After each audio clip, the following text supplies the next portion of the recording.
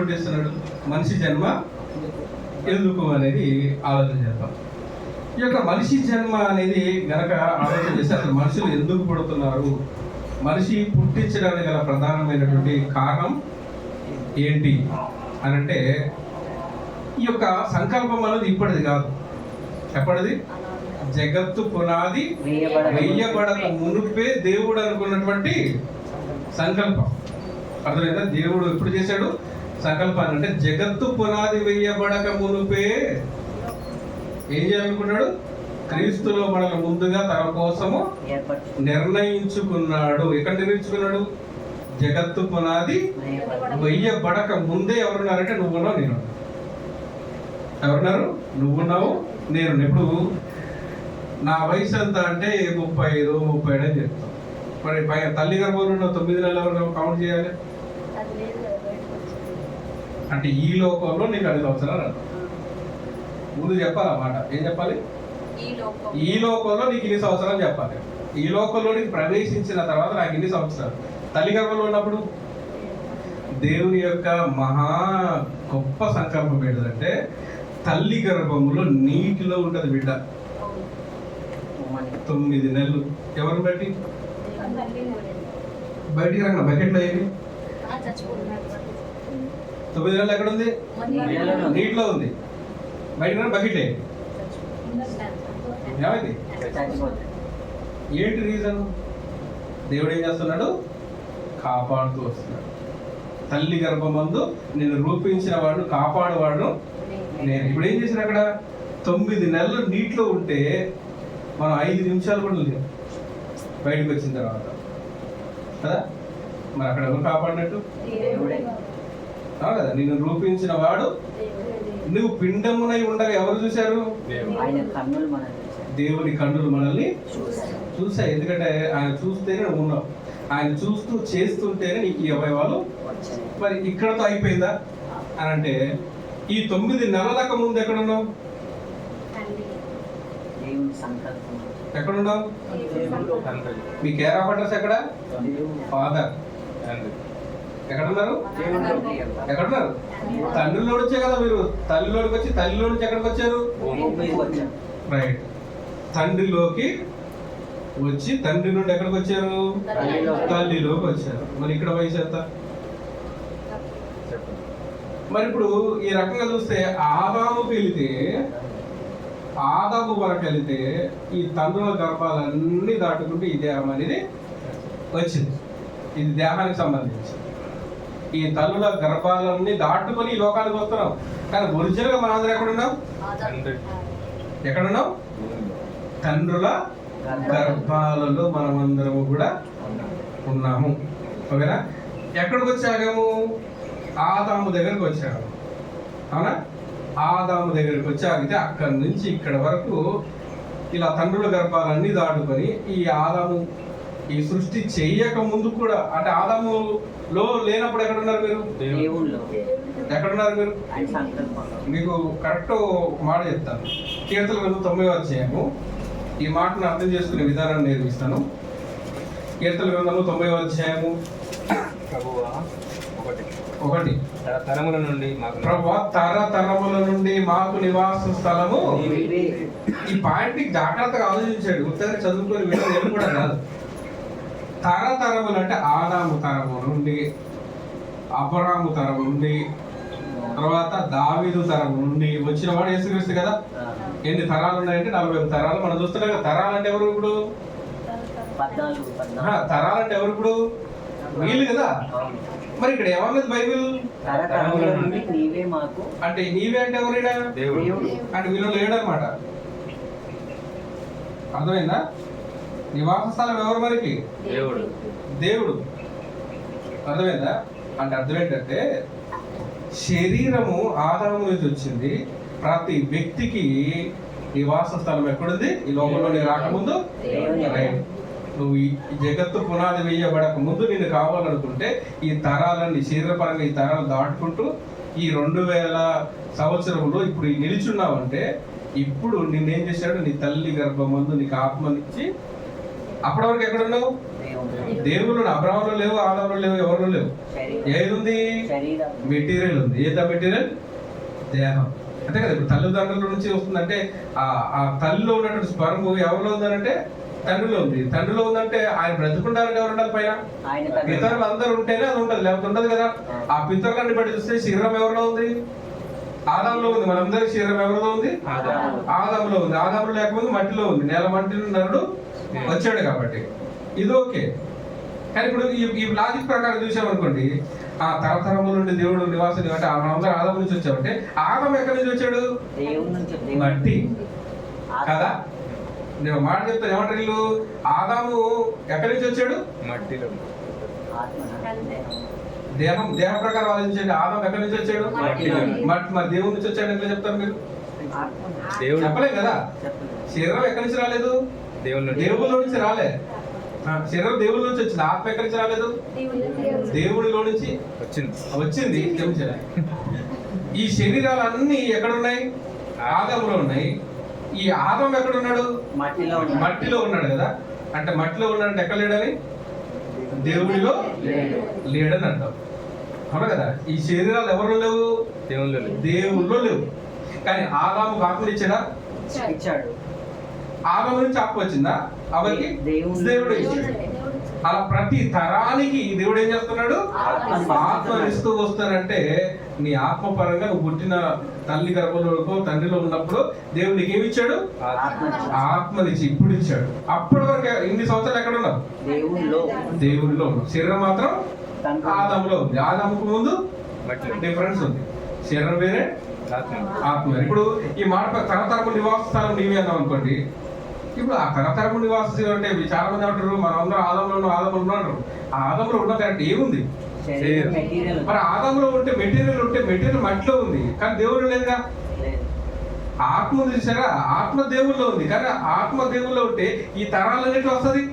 దేవుడు ఏం చెప్పింది వాక్యం? తరముల నివాసం నువ్వు అన్నావు, కానీ వీళ్ళని చెప్పలేదు కదా, మనుషులని చెప్పలేదు కదా. ఇక్కడ శరీరం గురించి మాట్లాడుతుంది, ఆత్మ గురించి మాట్లాడుతుందా? తరతరముల నివాస స్థలం ఏంటి మనకి? ఆత్మకు నివాస స్థలం దేవుడు అని చెప్పింది, కానీ మనుషులని చెప్పలేదు. ఇక్కడ ఆత్మకు సంబంధించిన విషయాలు చెప్తున్నాడు. మా ఆత్మలన్నీ ఎక్కడ ఉన్నాయి? మా శరీరాలు మట్టిలో ఉన్నాయి. మా శరీరాలు మట్టిలో ఉన్నాయి. మా యొక్క ఆత్మలన్నీ ఈ కాలం వరకు మా ఆత్మలన్నీ ఎవరిస్తూ వస్తున్నారు? దేవుడు ఇస్తూ వస్తున్నాడు. ఆదాం టైంలోనే ఆత్మ ఇచ్చి ఇప్పుడు పుట్టినప్పుడు ఇస్తుండే కదా ఆత్మను. ఎందుకు అంటే మీరేమనుకుంటారంటే ఆదాము 100 అయితే నెక్స్ట్ 99, 98, 97 ఇట్లా అందరూ కూడా ఎవరి ఆత్మలు ఉన్నారు? ఆదాము ఆత్మలు ఉన్నారా? లేదు కదా. ఆదాములు ఉన్నారు, దానికి అడ్రస్ లేదు అక్కడ. ఎందుకు లేదు తెలుసా? అవ్వకు ఆత్మ ఇచ్చింది ఎవరు? మరి ఆదాములు ఎక్కడుందామే? క్రమం మారలే. ఇప్పుడు ఆదాముకు ఆత్మ వచ్చిందంటే అందరు అందులో ఉంటే అబ్బాయి కూడా ఎక్కడ ఉండాలి? మరి ఉందా? లేదు, మెటీరియల్ మాత్రమే. కాబట్టి ఒక థియరీ ఉంది, అది వాళ్ళు అర్థం చేసుకునే విధానం లోపం. నేను తప్పుపడ్డాను కదా, వాళ్ళు అర్థం చేసుకునే విధానంలో లోపం ఉంది అంతే తప్ప నేర్పించింది అలాగా కంటిన్యూ అవుతున్నారు. మళ్ళా ఆలోచన చెప్పేవాళ్ళు లేరు అంతే. శరీరాలన్నీ ఆదాములో ఉన్నాయి. మట్టిలో ఆదాము యొక్క శరీరం ఉంది, నీ శరీరంతో సహా.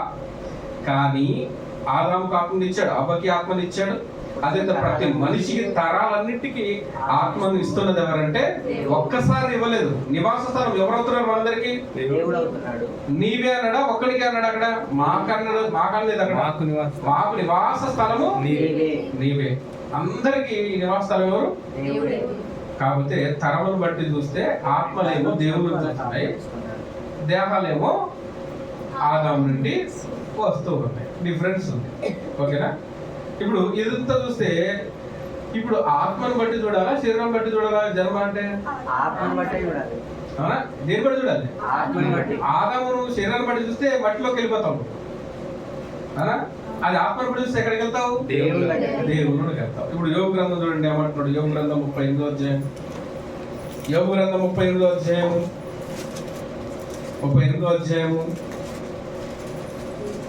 38. చూసారా 38వ అధ్యాయంలో 21వ వచనం. ఈ దేవుడి యొక్క సృష్టి అంతా పునాదులు వేసినప్పుడు ఏ విధంగా సృష్టిని తయారు చేశాడో ఈ అధ్యాయం అంతా నీకు చెప్తూ, తెలిసి ఉన్నది కదా. ఈ సృష్టి నిర్మించబడేదంతా నీకు తెలుసు కదా అన్నాడు. నీవు బహువృద్ధుడవు. నీవు బహువృద్ధుడవు. అప్పటికి నీవు ఎప్పుడు పుట్టాడు? జాగ్రత్తగా ఎప్పుడు పుట్టాడట? ఇదంతా చేయకముందు జాగ్రత్తగా నోటీస్ చేయండి. ఇదంతా చేయకముందు ఎవరు పుట్టారు? యోబు పుట్టాడు. అవునా? ఇదంతా చేయకముందు నువ్వు నేను అందరూ పుట్టావు. ఎక్కడ పుట్టావు? ఇప్పుడు ఉదాహరణ చూద్దాం. అదే క్రమాన్ని ఆలోచిస్తే ఎట్లా అర్థమవుతుందంటే, ఇప్పుడు భూమి లేనప్పుడు నువ్వు ఉన్నావంటే నువ్వు శరీరం ఎక్కడి నుంచి వచ్చిందని చెప్తారు. ఎండింగ్ ఏంటిది? మట్టి, భూమి. దానికి డిఫరెన్స్ ఎంత డిఫరెన్స్ కనబడుతుంది? భూమి లేనప్పుడు నువ్వు ఎక్కడ దిగా కదా. కాబట్టి శరీరం గురించి మాట్లాడలేదు ఇక్కడ, ఆత్మ గురించి మాట్లాడుతున్నాడు. ఎందుకంటే శరీరమే మట్టితో ఎండింగ్ అవుతుంది. మట్టి నుండి ఆదాము చేశాడు కదా, అక్కడితో ఆగిపోద్ది, అవతల లేదు ఇక. కానీ ఇక్కడ చెప్పేది ఆ ఆత్మ గురించి కాబట్టి ఆ ఆత్మలు ఈ మట్టి చెయ్యకముందే ఉన్నారు కదా. మరి ఈ మట్టి సృష్టి చెయ్యకముందే దేవుళ్ళు మనమందరము ఆత్మలుగా నిన్ను కావాలని క్రియేట్ చేశారన్నమాట. అక్కడ దేవుళ్ళు ఉన్నామంటే అర్థం ఏంటిది? నువ్వు కావాలని ఆయన అప్పటికే నువ్వు ఒక సపరేట్ ఒక ఆత్మగా ఈ భూమి మీదకి రావాలని ఎప్పుడు నిర్ణయించుకున్నాడు? జగత్తు పునాది వేయబడక ముందువే దేవుడు నిన్నేం చేశాడు? ఈ భూమి మీదకి రావాలి అని నిర్ణయించుకున్నాడు. అంతేనా? రావాలి అని నిర్ణయించుకున్నాడు. ఇప్పుడు నీ వయసు అంతా అంటే ఏం చెప్తావు? ఇప్పుడు సృష్టి కార్బన్ డేటింగ్ అని ఇప్పుడు ప్రతి పదార్థాన్ని ఇప్పుడు పురావస్తు శాఖ వల్ల వాటి వస్తువు చూసినప్పుడు కానీ ఒక చెట్టు యొక్క స్ట్రక్చర్ చూసినప్పుడు కోసినప్పుడు ఉంటుంది వద్దు దాన్ని చూసినప్పుడు కానీ ఏం చెప్తారు? దాని వయసుని క్యాలిక్యులేట్ చేసే జ్ఞానం మనిషి దగ్గర ఉంది. అదేవిధంగా ఈ సృష్టి యొక్క కార్బన్ డేటింగ్ అని దాన్ని అంచనా వేస్తే 1800 కోట్ల సంవత్సరం సృష్టికి జన్మ ఎంత? 1800 వేలుగా 100 కోట్లు. మీరు ఎప్పుడైనా ఎవరైనా జనరల్ గా మాట్లాడుతూ ఉంటారా డైనోసార్స్ గురించి? ఆ డైనోసార్స్ గురించి మాట్లాడుతున్నప్పుడు ఇప్పుడు ఈ 1800 ఇంచుమించుగా డివైడ్ చేయండి. 300 కదా, 6 18 సంవత్సరాలు ఉన్నాయి కదా, కోట్ల సంవత్సరాలు. అంటే ఒక రోజుకి ఎంత? 300 కోట్లు. అంతేనా? 300 కోట్లు. ఇప్పుడు ఈ 1800లో మొదటి, తర్వాత 1500, తర్వాత 12, తర్వాత 9, తర్వాత 6, 300. ఇప్పుడు ఇది 6 రోజు 5, 4, 3, 2, 1. మీరు ఎప్పుడైనా చూడండి అంచనా ఎంత వేస్తారంటే ఇది వేస్తారు. ఎంత? 300 మిలియన్ సంవత్సరాల క్రితము ఈ అవశేషాలు దొరికినప్పుడు ఉండేది ఈ డైనోసార్ అని క్యాల్కులేట్ చేస్తారు. ఎందుకని అట్లా? ఎగ్జాక్ట్ అంటే ఎగ్జాక్ట్ వాళ్ళకి తెలియదు. ఎందుకు తెలియదు? ఈ 1800 అనేది వాళ్ళ ఎస్టిమేట్ కార్బన్ డేటింగ్ నుంచి తెలిసింది, కానీ ఎగ్జాక్ట్ ఎవరికి తెలుసు? తెలియదు. అలా డివైడ్ చేస్తే ఈ చివరికి 300 మిలియన్ సంవత్సరాల క్రితం 6వ దినం కదా దేవుడు ఏం చేశాడు? భూమి మీద ఉన్న వాటిని తయారు చేసింది. అంటే ఇప్పుడు ఇవి డైనోసార్స్ ఎప్పుడు ఉన్నాయని అర్థం? 300 మిలియన్ సంవత్సరాల క్రితం పుట్టినవి డైనోసార్స్. ఇప్పుడు ఎప్పుడైనా డైనోసార్ గురించి కొట్టి చూడండి, అవి ఎప్పుడు ఉండేవంటే ఏం చెప్తారు? 150 నుండి 300, 350 అంటే వాళ్ళకు అప్రాక్సిమేట్గా చెప్తారు. ఎందుకంటే చెప్తారు అది 6వ దినం ముందు చేయబడింది. కార్బన్ డేటింగ్ ఏం తెలిసింది? 1800 కోట్ల సంవత్సరాల క్రితం సృష్టి వచ్చింది. ఆ క్రమంలో మొదటి రోజు 300 రోజులు 300 కోట్లు, రెండో రోజు 300, అట్లా 300 వేస్తే ఏమవుతుంది? చివరికి 6వ దినము 300 కోట్ల సంవత్సరాల ఆ వ్యవధిలో ఎవరు చేశారు? డైనోసార్స్ చేయబడ్డాయి. భూమి మీద జంతువులను ఎక్కడ చేయబడ్డాయి? 6వ దినంలో చేయబడ్డాయి. అంతేనా? భూమి మీద ఉన్నవంటి డైనోసార్స్ ఎక్కడ ఉంటాయి? రెండింటిలో ఉన్నాయి. అది కూడా చూడాలి. మరి ఒకటి నీటిలో ఉన్నాయి, ఒకటి భూమి మీద ఉన్నాయి. మరి నీటిలో ఉంటే 5వ రోజు అయితే అప్పుడు 600 సంవత్సరాల నుంచి 0కి రాసుకోవాలి. 600 మిలియన్ డౌన్ల నుంచి 0 వరకు ఏమున్నాయి? అది ఎంత సింపుల్గా తెలుస్తుంది మన బైబిల్. ఇట్లా క్యాల్కులేట్ చేసినా చాలా ఈజీగా అర్థమైపోతుంది.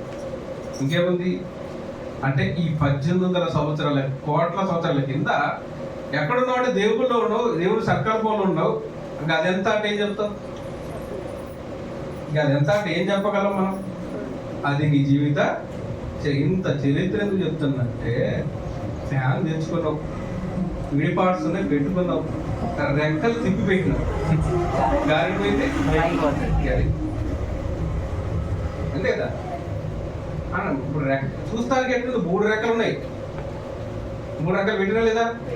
పెట్టినాం. ఎటు పెట్టిరు? పైకి ఇలా ఉండాల్సింది రెక్క, ఎట్లా పెట్టిరు? ఇట్లా పెట్టి. పెట్టుకోవచ్చా లేదా? పెట్టుకోవచ్చు. నా ఇష్టం, నేను పెట్టుకుంటా. పెట్టుకోవచ్చా లేదా? వద్దంటారా? ఓ నా ఫ్యాన్ నా ఇష్టం అని పెట్టుకున్నావు నువ్వు, బాగానే ఉంది. ఆ స్క్రూస్ సెట్ అయితే కావా? అయితే అప్పుడు సెట్ అయినాయి అంటే కరెక్టే నేను చేసేది. పెట్టో కానీ గాలి రావట్లే. ఎందుకు రావట్లే? ఈ ఇష్టం వచ్చి పెట్టుకున్నాను కాబట్టి. ఆ వస్తువు తయారు చేసిన వాడికి ఒక క్రమం ఉంది. ఆ ఫ్యాన్ ఇలా ఎందుకు ఇట్లా ఫ్యాన్ ఆ రెక్క వంక ఉందంటే గాలి కిందికి నెట్టాలి. దాన్ని పైకి చేస్తే ఏమైంది? గాలి పైకి. మరి ఒక్క చిన్న క్రమము తప్పితేనే ఇంత నష్టమని జరుగుతుంటే ఫ్యూచర్ ఉన్నాయి. న్యూట్రల్ ఫేస్ అది తిరిగి పెట్టండి, దీపావళి ఏం జరుగుతుంది? అంతే కదా, చట్ చట్ చట్ అని వస్తుంది. తేడా వచ్చిందా లేదా? ఎందుకు? నియమం ఉంది. నియమానికి, ఉద్దేశానికి, అవునా కదా, దానికి ఒక ఉద్దేశం ఉంది. ఆ ఉద్దేశానికి వేరుగా ఏం చేసినా దానికి ఏ ఫలితం ఉండదు.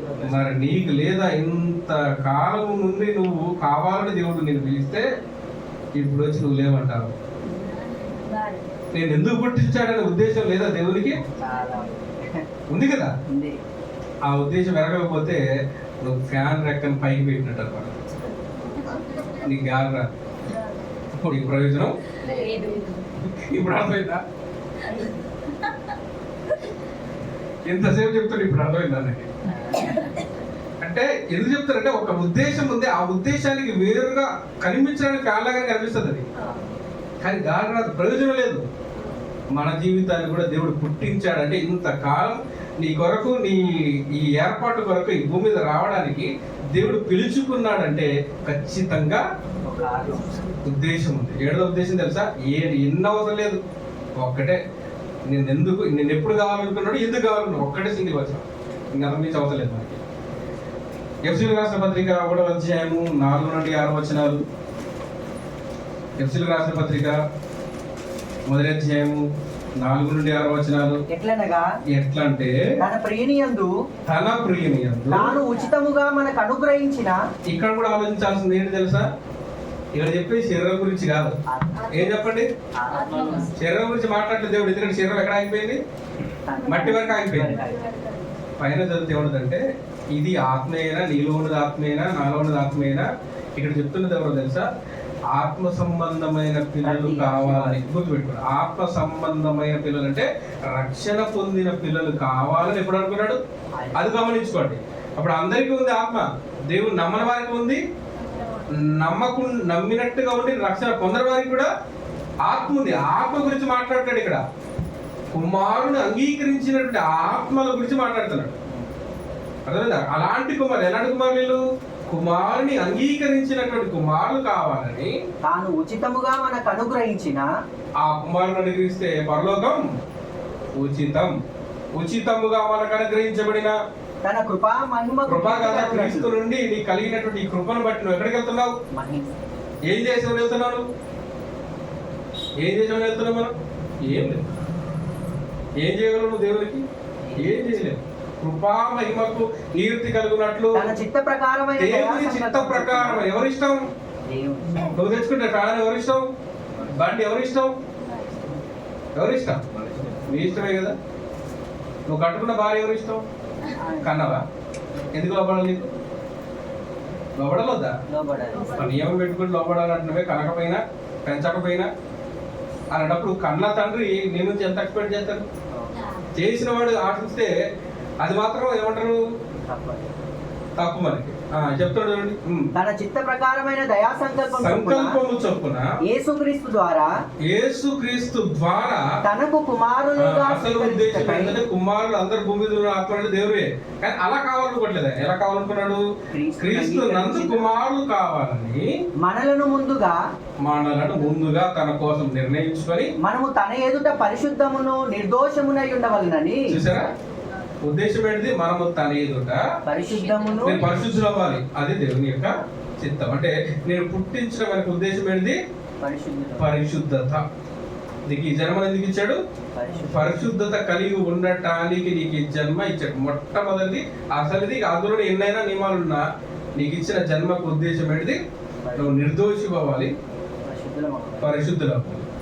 నిర్దోషులు ఎందుకు అవ్వాలి అంటే నువ్వు దోషివే. ఇప్పుడు ఏమవ్వాలి? క్రీస్తుని బట్టి నిర్దోషి అవ్వాలి, క్రీస్తుని బట్టి నిర్దోషి అవ్వాలి.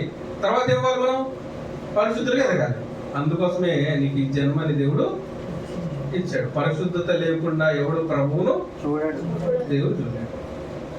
ఈ పరిశుద్ధులైన పిల్లలు కావాలని దేవుడు నీకు నాకు జన్మ ఇచ్చాడు. అది లేకపోతే ఆయనకు అవసరం లేదు. ఎవరికి అవసరం లేదు? దేవునికి అవసరం లేదు. ఎవరు కావాలి? పరిశుద్ధులు కావాలంటే నువ్వు చాలా అల్పుడివి. నువ్వు చాలా అల్పుడివి. అల్పుడైనటువంటి నీకు పరలోకం ఇస్తే పరలోకం మంది దూతలు ఎలాంటివి? మనకంటే శక్తి కలిగినవి, మనకంటే ఎక్కువే. వాటిని కాదని నీకు ఇవ్వాలంటే, అవి నీకు సేవ చేయాలంటే నువ్వేం నిరూపించుకోవాలి? నీ పరిశుద్ధతను, నీ నిర్దోషత్వాన్ని చూపించుకొని, అవును తండ్రి మేము ఎప్పటికీ సేవకుని నువ్వు నిర్ణయించావు కాబట్టి మేము దాన్ని వ్యతిరేకించాం, కానీ వీడికి అర్హత లేకపోయినా ఇస్తానంటే నువ్వే ఎవరివి? పరిశుద్ధుడివి. అలా నువ్వు కోరుకో. అందుకోసం ఎవరు కోరుకుంటున్నాడు? పరిశుద్ధుడు. ఆవిడు గొప్పవని కాదు, దేవుడు మనల్ని కుమారులు గాను వాటిని సేవకులుగా చేశాడు కాబట్టి అవి అనుకుంటున్నాయి నీ కుమారుడు నీలాగా ఉండాలి. చూసారా, నా కుమారుడు నాలాగే ఉండాలి వాడికి చెప్పాలి లేదా? అర్థం అవ్వాలి లేదా? వేరుకుంటే దేవుడు నీకు మాత్రం వెళ్తాడు. కాబట్టి అలాంటి కుమారులుగా మనం కావాలని దేవుడు ఏం చేశాడు? ఈ జన్మని ఇచ్చాడు. నూతన జన్మ, పునర్జన్మ, వాసుగా. ఈ జన్మకు అసలు కారణం పరిశుద్ధతే. అసలు కారణం పరిశుద్ధత కలిగి జీవించడమే మూల ఉద్దేశం. ఓకేనా? నువ్వు ఏం చేసినా ఏముండాలి? నీకు పరిశుద్ధత కలిగి ఉండటం. ఇక ఇంకంతకు మించి ఏం లేదు. నువ్వు ఎటు వెళ్ళినా ఎన్ని ఆలోచనలు చెప్పినా బైబిల్లో నుంచి ఇది ఫలితం రావాల్సింది పరిశుద్ధత. ఓకేనా?